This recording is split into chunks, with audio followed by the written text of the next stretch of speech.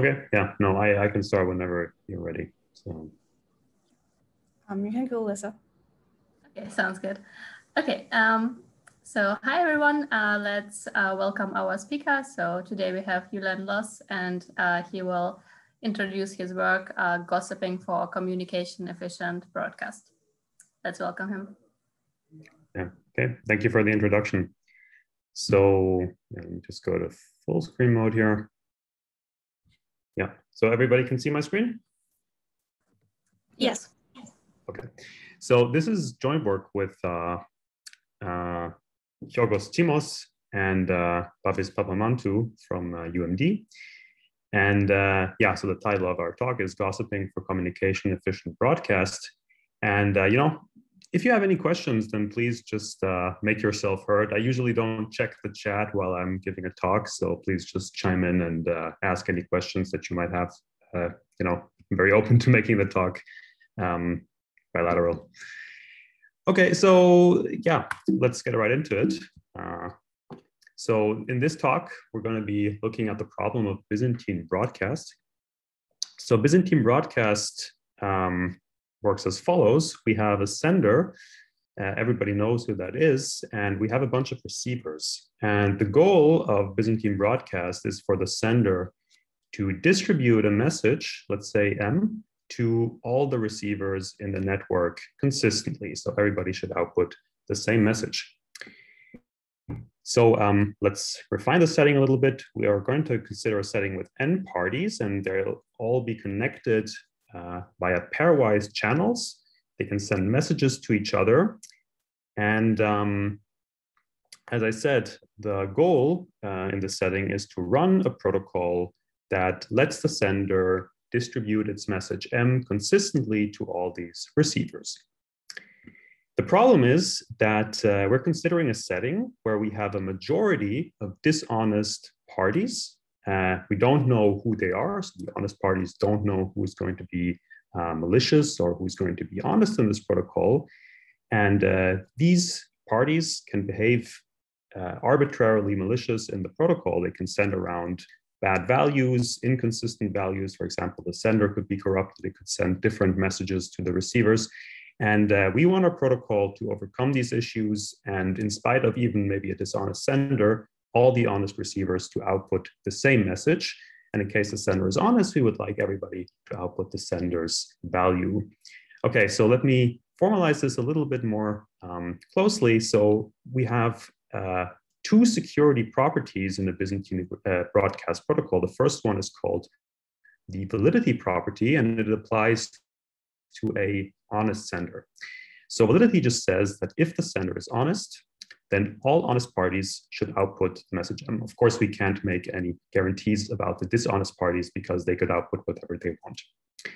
The second property is the consistency property. So this property says that even if the sender is dishonest, all the honest recipients should still output the same message M.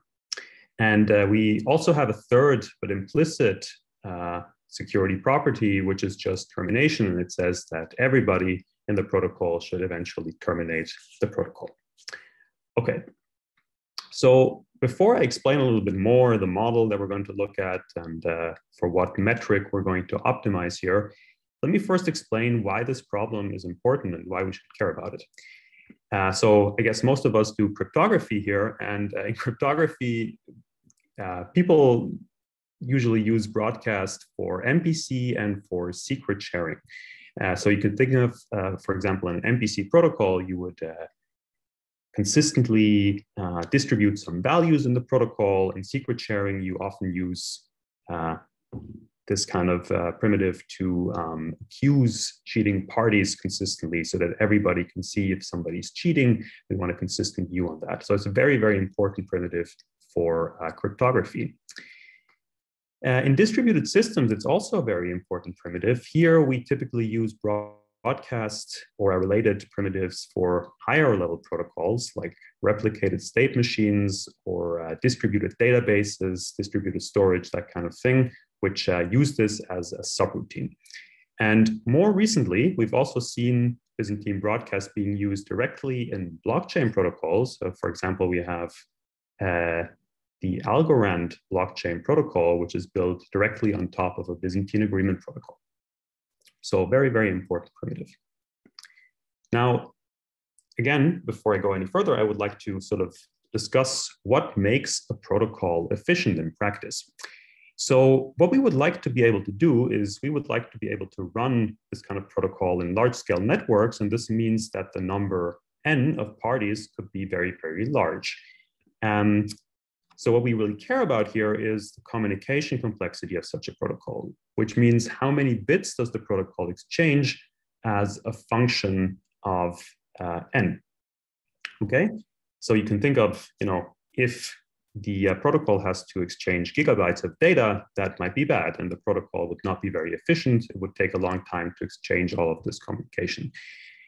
So it should scale well as a function of n in terms of communication complexity. So for example, having quadratic communication would be much, much better than having cubic or even n to the 4 communication.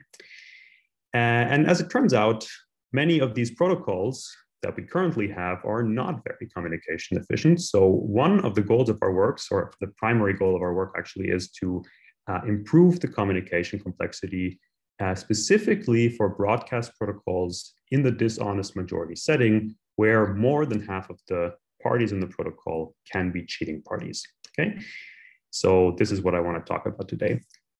Okay, so any questions so far? Okay, so then let's go on. Now, what I'd like to do first is to describe the network model that we're going to be working in. So in our setting, we're going to consider a synchronous network where parties are connected by bilateral channels, and they can send messages to each other subject to the following requirements. So if honest parties send messages to each other, then they can be sure that their messages will be delivered within some known upper network delay. Let's denote this as delta, and there are no message drops. In addition, going to assume that all parties have a shared clock, which runs at approximately the same rate for all parties. And this makes it very convenient to run protocols in a round-based fashion, where you know that if you send a message at the beginning of some round, it will always be delivered to all honest parties by the end of the round.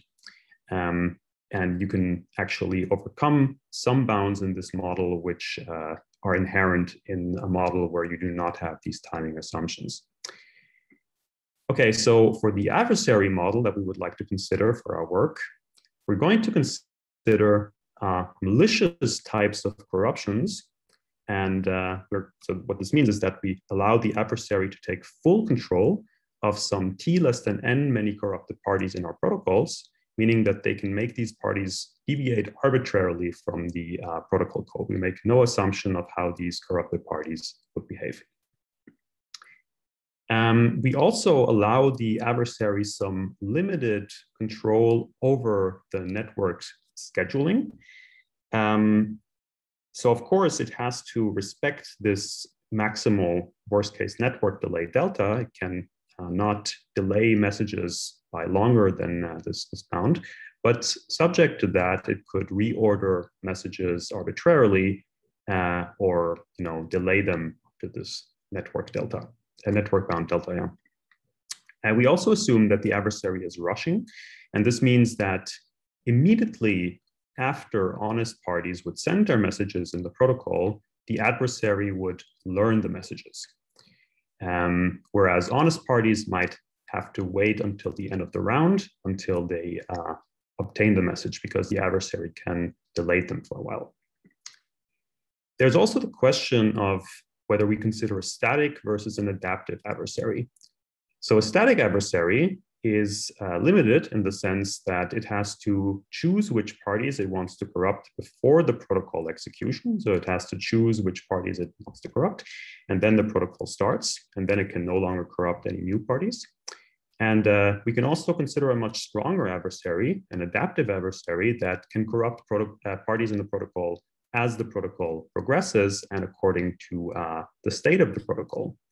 at any point of the execution. And of course, defending the protocol against an adaptive adversary is much harder than doing it against a static adversary. And we're going to consider protocols for both settings in our work. Now, in the adaptive case, we still assume that the adversary cannot drop messages that parties sent while they were still honest. So the adversary can corrupt the party, but it cannot take back messages that the party sent while it was still honest. This is a restriction. You can also consider a strong adversary that can actually do exactly such drops if it wants, but we don't consider that here. We also consider a setting where you cannot corrupt the party in between sending messages in the same round to different parties. So if I want, I can send 5 messages at the same time, and the adversary cannot come in and corrupt me in between sending these 5 messages. This is also a slight restriction, but not very much so. So it's pretty standard in the literature. Okay, so the last thing before we talk about complete protocols are the setup assumptions that we want to do for our protocols. So it turns out that cryptography is actually inherent when the number of cheaters is greater than or equal to n over 3 many cheaters in the protocol. So this is a famous result by Lamport, Shostak, and Pease from 1982, which also introduced the problem of Byzantine broadcast. So we have to use some kind of cryptography here to even do it for dishonest majority. So what we're going to assume is a public key infrastructure, or abbreviated as PKI for this talk. And here we will consider 2 different types of PKI. But actually, let me get into these 2 types of PKI on the next slide. But what you can do here is that PI has a secret signing key. We're going to denote that one as SKI. And they also have a public verification key, which lets any party verify a signature that was created with respect to SKI efficiently. We model here signatures as perfectly unforgeable. So even if the adversary corrupts some number of parties, it can never forge signatures of parties that it has not corrupted. But of course, if it corrupts a party, then it learns that party's secret key and can henceforth create signatures under that party's secret key. So now let me talk about the 2 types of public key infrastructure that we're going to consider for this work. The first one is sort of the standard kind of PKI, which is the bulletin board PKI. So in the bulletin board PKI setting, parties will generate their own keys.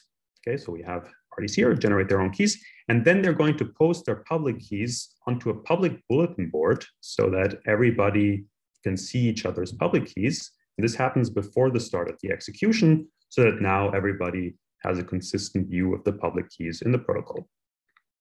Okay. So the other type of PKI that we can consider is a trusted PKI.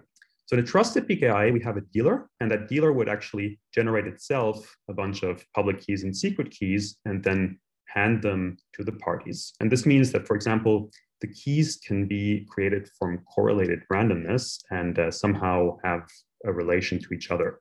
So here in my sketch, I only give the ith public key to the ith party, but what actually happens is that the trusted dealer would distribute the public keys consistently to all parties. So both types of public key infrastructures are used in protocols in the literature. So both are meaningful, but of course, with a trusted PKI, you can get more efficient protocols in general, but it's also nice if you can just use plain bulletin board PKI, because it might be difficult for different reasons to have this trusted dealer set up the public PKI in some settings. So both settings are meaningful. Both types of protocols under different assumptions are meaningful, and we're going to consider both types here. So yeah, these are the assumptions under which we're going to operate. And now let's actually look at some concrete protocols for Byzantine broadcast. So what I would like to look at is the Dolev-Strong protocol. So this is a very famous protocol by Dolev and Strong from 1983. And it's a deterministic protocol that works in T+1 many rounds. That's actually optimal for deterministic protocols. And I'm going to explain how it works. I'm going to illustrate also, how the rules work in this protocol. But let me just, give a couple of bullet points here to sketch it. So we're going to accept a message in any round R less than t+1 if the following events occur. So you would have received a signature from R distinct parties on the message M. So you want to receive R signatures in round R in order to accept the message. And those R signatures include a signature from the sender, which we're going to assume to be P1 here without loss of generality. Also, you only accept the message if you have not accepted that message before. Okay, so after you accept the message in some round R at most T, so in T+1, you're not going to do what I'm going to be explaining in just a second. But in any round R up to T, you're going to sign the message, and you're going to append the signature that you created yourself to the R signatures that you just received, which triggered you to accept the message. And then you're going to forward these R+1 signatures that you now hold to all other parties. So why do you do that? Because this will ensure that if you have accepted a message in some round R, then everybody else will accept it in round R+1. Okay, so the main difficulty is that you could possibly accept a message in round T+1, but now you have no further time to forward it to everybody else. Okay, and this is the difficulty that the protocol has to overcome, and we're going to see how it does that. Any questions about the protocol? Okay, so I now talked about accepting a message. I actually didn't really specify what that means. Let me now talk about how accepting a message and outputting a message works together. So the output condition in round T+1, the last round of the protocol, works as follows. So if you've accepted exactly one message M up to round T+1, you're going to output that message M, okay? Otherwise, you're going to output a canonical bit 0, for example. You could output any canonical, but it's just important that everybody would output the same thing in that situation. So these are the rules. And now let's actually have a look at two examples. Let's say n equals 5, and we have 3 cheaters. In this case, the protocol would need to run for 4 rounds. Okay, so let's try to illustrate this. So in the first example here, I'm going to have an honest sender. And the honest sender in round 1 would sign its message that it wants to distribute, let's say M, and it's going to send the signature to everybody. So everybody in round 1 will see one signature on M, and the rule says that if you see one signature in round 1, you would add it to your accepted set. And actually, it doesn't really matter what happens after that, because if the signer is honest, then it never signs any other message except M. So for all subsequent rounds, the only message you will ever accept will be M. And in that case, you will output M because the set only contains a single message. Now let's look at the slightly harder case. So here we have a dishonest sender, still for 5 parties and 3 cheaters.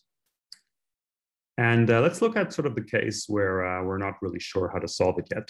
So this is going to be the case where party P2 sees exactly 4 signatures in round 4, and as a result, would add the message M to her accepted set. And let's say that she doesn't have any further messages in her set, and determines her output as M as a result of that. Okay, so what is the difficulty here? So party P2 sees M in her accepted set. She adds it to her accepted set in round 4, but now she has no time to make everybody else add M to their accepted set, right? Because it's the last round, and in the last round, she no longer sends because the protocol would end at that round. So how can we make sure that party P3 also has M in his accepted set? So here we need the following observation, that we only have 3 cheaters, But for party P2 to accept the message M in round 4, she needs 4 signatures in that round. But if she sees 4 signatures and there are only 3 cheaters and she hasn't accepted M before, there must be at least 1 signature from the other honest party. Okay, and in this case, it would be party P3. So there must be a signature from party P3, and it must have been sent in the previous round. And this can only happen if P3 in the previous round saw 3 signatures, and hence he would have added M to his accepted set as well. Okay, and in this case, the only message that P3 holds in his accepted set is M, so he would also output M. Okay, and we can do this for any message in the accepted set of an honest party and argue this way that either they have exactly 1 message in their accepted set and output the same message, or they have 2 or more messages or no message in their accepted set and output the canonical bit. So this is how it works, and this is how we overcome this problem, which is sort of like the underlying problem in consensus, that you always can cause the situation in the last round where parties have inconsistent views. So is the idea clear?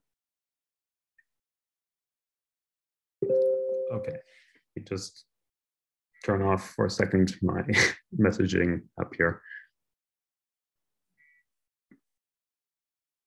Okay. So what is the communication complexity of this protocol?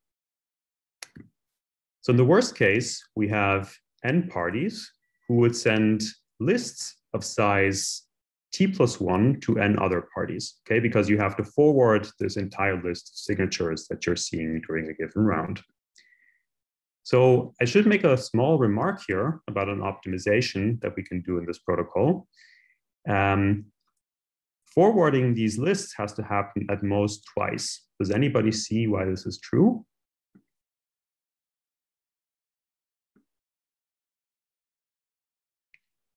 Okay, so the reason that this is true is because once you accept 2 or more messages, you can be sure that everybody, once you accept exactly 2 messages, you can be sure that everybody else will also accept 2 messages. Okay, there could be different messages in case the domain is larger than 2, but you know that everybody will accept at least 2 messages. And in that case, everybody will output the canonical bit. So you have to send lists of t+1 many signatures to n parties at most twice in this protocol, but not more. So this is a slight optimization that you can do.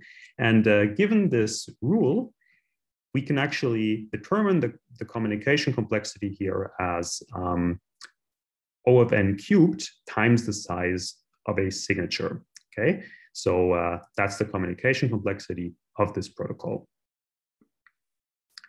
If the number of cheaters would be O of n, yes. So the question is, can we do better? And that's what I would like to look into next. So the idea is that in our protocol, we would like to replace these expensive send to all instructions with cheaper gossip instructions. So what does gossip mean? So gossip is essentially the process of holding a message and telling that message to only a few neighbors and only once, and they will in turn forward this same message only a single time to their neighbors. And eventually everybody in the network will have heard this message. So let me illustrate this. You know, now here in the middle, we would have one party who initially knows the message and it tells it to a couple more parties, and they in turn tell it to more parties, and very quickly the whole network has heard the message. So you can actually show that you know, in log n many rounds, everybody will have heard the message, and the propagation actually costs only O of tilde n. So I'm suppressing log factors here, rather than O of n squared, which could happen if everybody simultaneously sends the message to each other. So we can save a lot of complexity here with this idea of gossip, and this actually leads immediately to an improvement of the $strong protocol in terms of communication complexity. So what you can do is you can simply replace every send to all round in the $strong protocol by a gossiping round. Okay, so instead of sending your list of signatures to everybody in the $strong protocol, you can just send it to a couple of parties and then emulate this gossiping protocol. So if you've already seen the same list, you would not forward it again. And this way we can save a factor of n communication complexity at the expense of a blowup of log n rounds. Okay, so in our paper, we actually show something slightly better. We can show that you can actually do this in t+1 plus log n many rounds rather than blowing it up multiplicatively, but I'm not going to go into that. You can just think of it as replacing every send to all round by gossip. The communication complexity, as I said, will be O of n squared times kappa squared. So basically what we did is we replaced one of these n factors by a kappa factor, which comes from the fact that in gossip, you only have to talk to kappa many parties, where kappa is the security parameter, in order to reach one honest party with overwhelming probability, so that that honest party might propagate the message that you wanted to propagate. The downside is that with this approach, we can only tolerate a static adversary. So against an adaptive adversary, we face the issue that the adaptive adversary can sort of interrupt this gossiping process, and in this way, it can violate consistency. And this is, of course, a problem. So let me illustrate this attack for a second.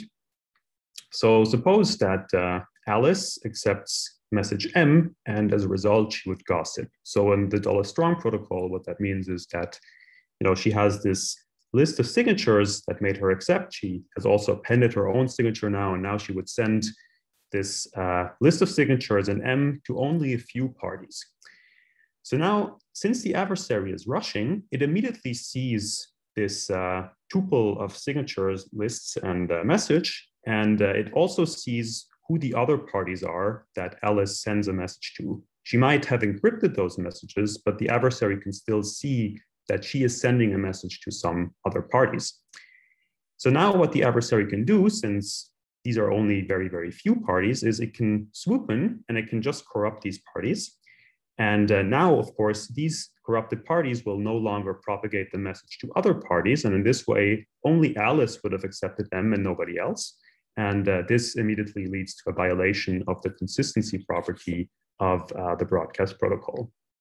So that is why the resulting protocol is not going to be adaptively secure. So I guess I have a question. So like, we have this PKC paper. Yes. And with that paper, if it's static, we can also get quadratic. Right, so right. I wonder. Yeah. So I'm actually going to get to that immediately. The next slide. But, but I was wondering if this gossip thing can be combined with that paper to get another linear factor. Yes, so we do that. Let me talk about that actually on the next slide. So this is pretty much the idea.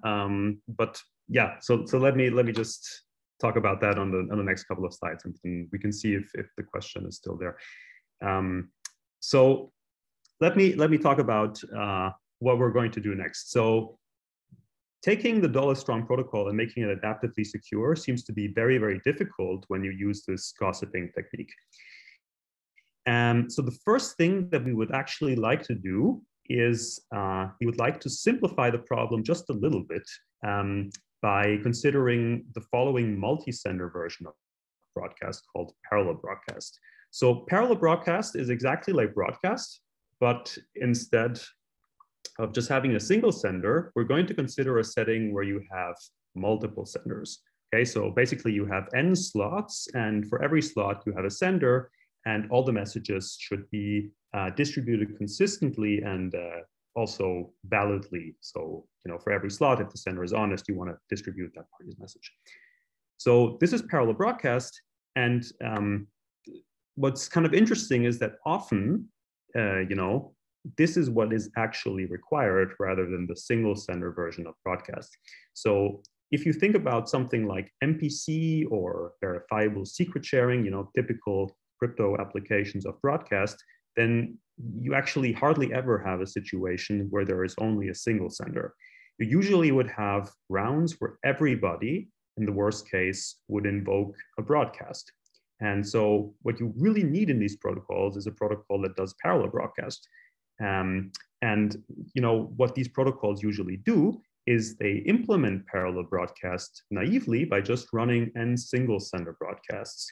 So this is, of course, a solution to parallel broadcast, but it is a very bad solution because it results in an n-fold blow-up in the communication complexity with regards to the underlying single sender broadcast protocol.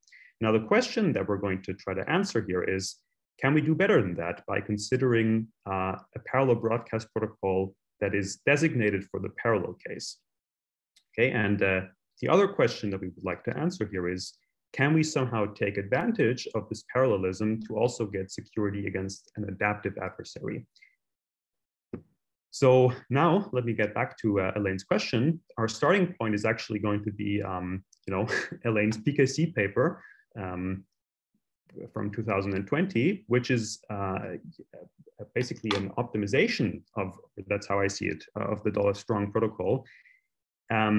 So the idea is that, the whole protocol is essentially going to work like a $strong protocol.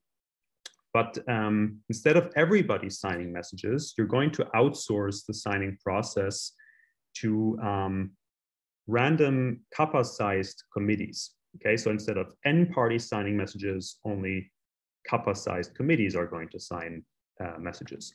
So you have one committee per bit. We're going to consider binary Byzantine broadcast here. So, that kappa-sized committee is tasked with signing the bit, 0 or 1, and the committee has to only speak a single time. So once a party on the committee speaks and sends around its signature, then it never has to participate in the protocol again. And this means, because the committees are random, that the adversary cannot predict who is going to be in the committee and corrupt the party in the committee before it speaks. And once it has spoken, because the adversary is not allowed to take back messages, it can no longer prevent the party from spreading the information that leads to everybody accepting the message. And that is why you get an adaptively secure protocol, but with much smaller committees than you would have in the $strong protocol. So why is this useful? Or let me just finish here. So basically the remaining parties are tasked with just forwarding messages. They are not allowed to sign, but if they receive a bunch of signatures, they're still tasked with forwarding those signatures so that everybody else would receive them. So committee membership, just in case you're wondering, can be efficiently verified, but it cannot be predicted, and we can use verifiable random functions to do this. And the intuition is that if you have epsilon times n honest parties in the general population, then if you sample a kappa sized subset of those n parties, then you will still retain roughly the same fraction of honest parties in that committee by a simple turn-off bound. Okay, so here is an illustration of that protocol.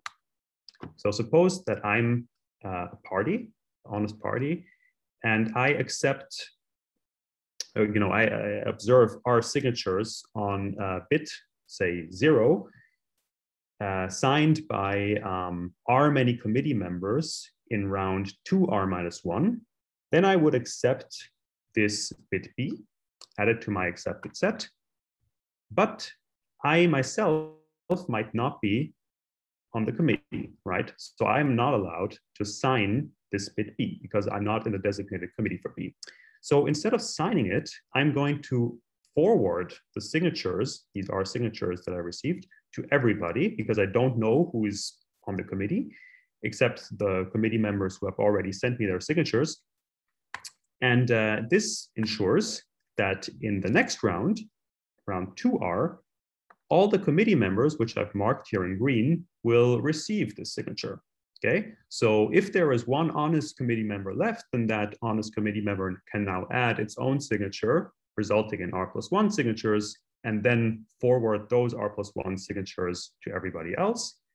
And everybody else receives them in round 2R+1, and they then in turn can accept the bit B and forward it again. And then, by essentially the same argumentation as for the $strong protocol, you can ensure consistency and validity in this committee-based approach as well. So now what are the benefits of doing it with this committee-based fashion? So the pros are, you get adaptive security, you get much better round complexity than the basic $strong protocol because instead of dependency of n, you get only O of kappa many rounds, okay? So the protocol has basically, you can think of it as having kappa plus 1 many rounds. So this is much, much better than what $strong can give you. Also, you get better communication complexity because only the committee has to speak, and lists are only going to be linear in the size of the committee. So that gives you shorter lists of signatures, meaning you have to send around less information, and you can shave off a factor of n this way. The downside is that this requires trusted setup, using a trusted dealer to set up the VRFs because they have to be correlated so that they ensure that only a small number of parties are in the committee. So yeah, these are the pros and cons. So as I said, this is the starting point for our idea. And the idea is that we're going to replace send to alls in this protocol with gossips. So the same as I sketched previously. And this way we can actually shave off another n factor and get n times kappa cubed communication complexity. So this would be the upside, but of course the downside is that if we just do this, then again, we're left with static security rather than adaptive security, because now everybody just gossips to a couple of parties and you can do the same attack that I illustrated a couple of slides ago. And this is not what we want.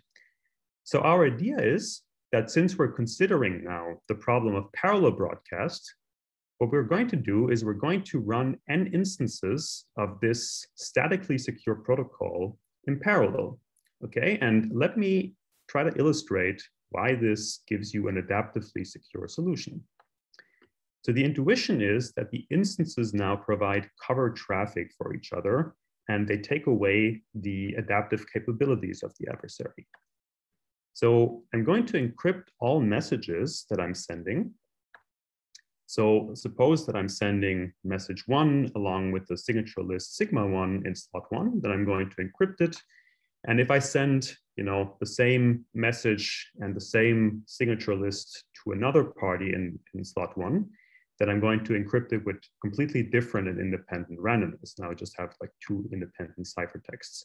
Okay, so I'm going to do this for every slot. And for every slot, I'm going to send this encrypted message only to a couple of parties, not to everybody. Okay, so I'm going to do it for slot 2 and for slot 3 and for slot 4. And the messages that I'm sending here, they look completely independent. I'm sending to all n parties in every round, but I'm sending messages that do not reveal what slot they belong to. And this somehow takes away the adversary's capability of stopping the propagation for a designated slot. So this is not entirely true yet. You still have to do something else in order to take away the adversary's adaptive capabilities. So what you have to do is you always have to pad these signature lists to maximum size kappa in every round, because otherwise it could be that, for some round, maybe you don't have to forward any signatures. And now, of course, the adversary would see that you're sending a very small ciphertext or no ciphertext at all. So we always pad every signature list to its maximum size. That maximum size is just going to be kappa, so you lose only another factor of kappa this way. And that way, in every round of the protocol, you're sending same size list to everybody, okay? So this sending pattern completely obscures what messages belong to which slot, and that is why the adversary can no longer launch this adaptive attack to break the consistency for a designated slot. And that's the intuition of our protocol. So here's an overview of the results. So, I guess, can I ask another question? Sure, like, yeah. It seems like if you do this, can you get strongly adaptive security? Like, not right off the bat. So the problem is that you still have the committee, right? You still have the committee, and you have to. So the committee is, well, yeah. Let me think about this for a second. Is it like the adversary cannot tell who's in the committee, like because you repeat it many times? So if the committee would send, let me think for a second. Now I'm confused, actually.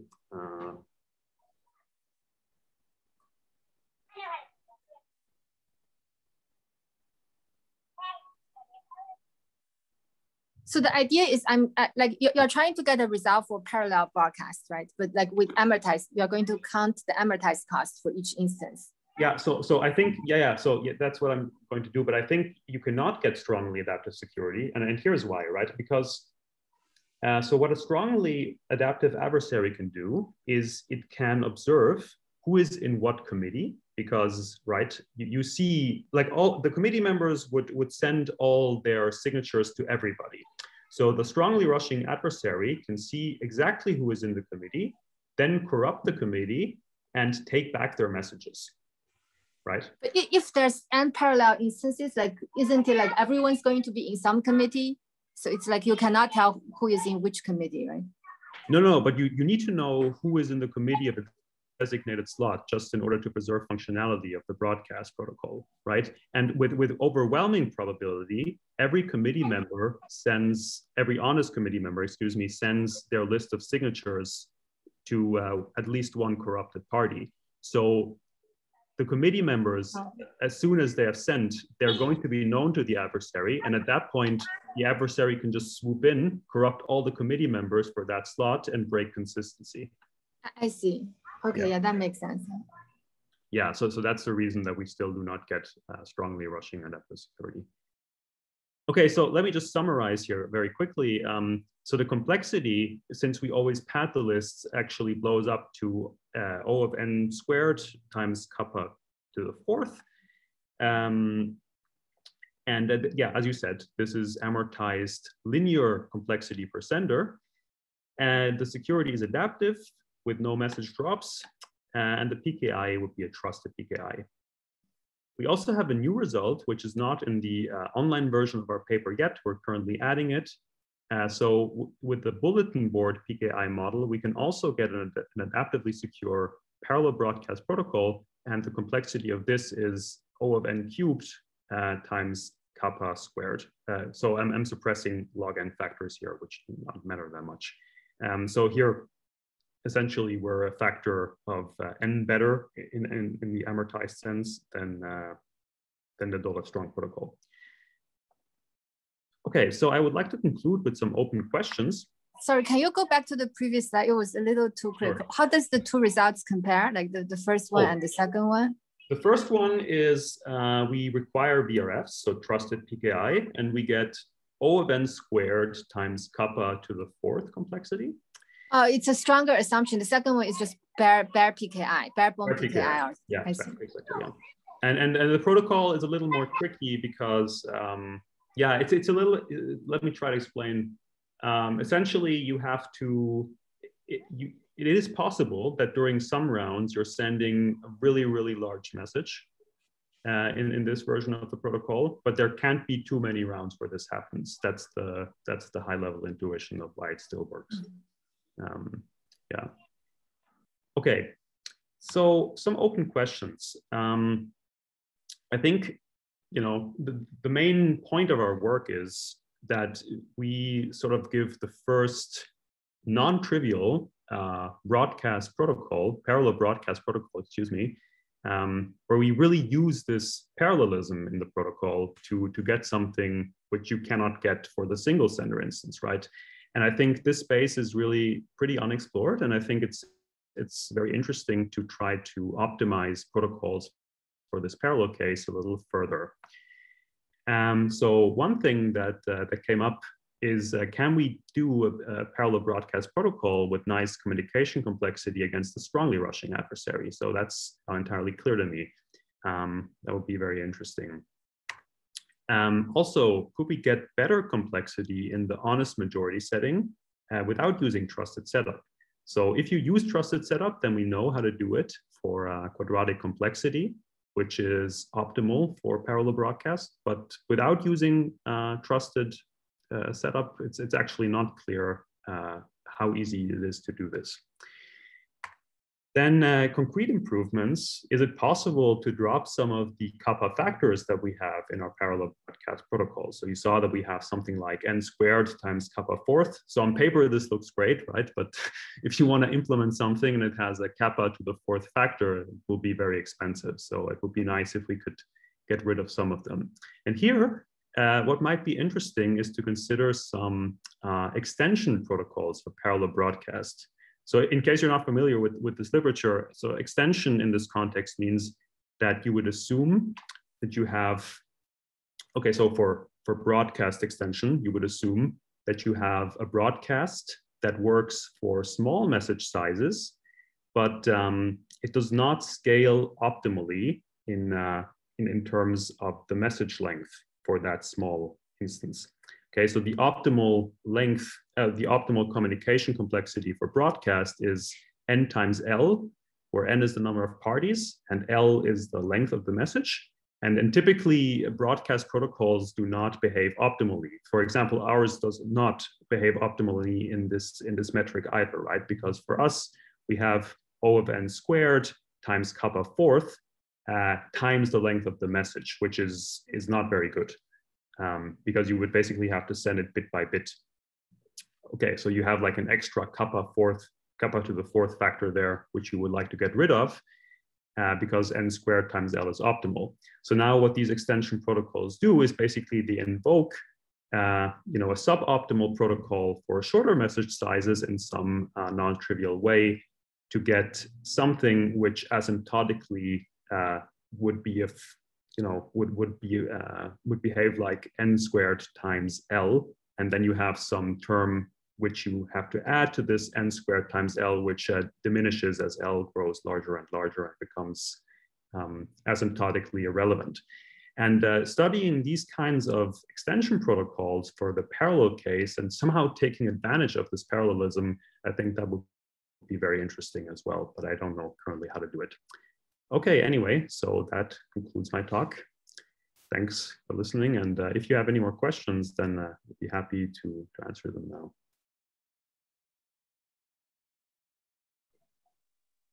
I guess, can you go back to the previous slide? Sure. So for the second question, like, have you seen this paper by Lin Ren and there's another co-author, X Momos? Yeah, I know that paper.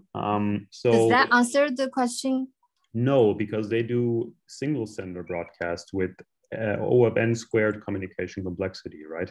So what I would like to get is something, possibly that behaves like n squared times L, or, Oh, you mean like if you have n parallel instances, you don't want to blow up blow up the communication. That would be really interesting. Yeah, that would be nice. Huh?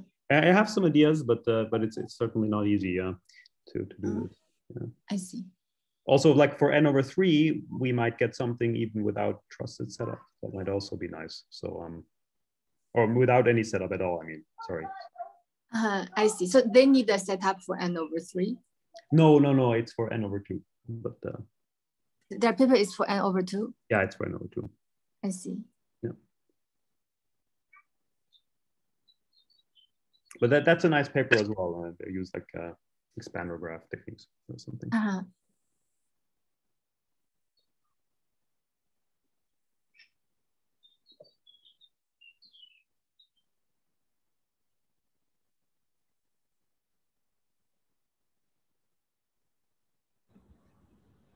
Cool.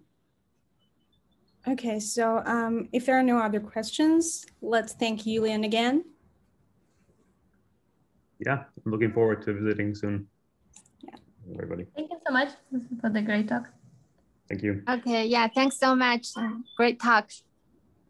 See you in town soon. Bye. Yeah, see you soon. Bye-bye. Bye.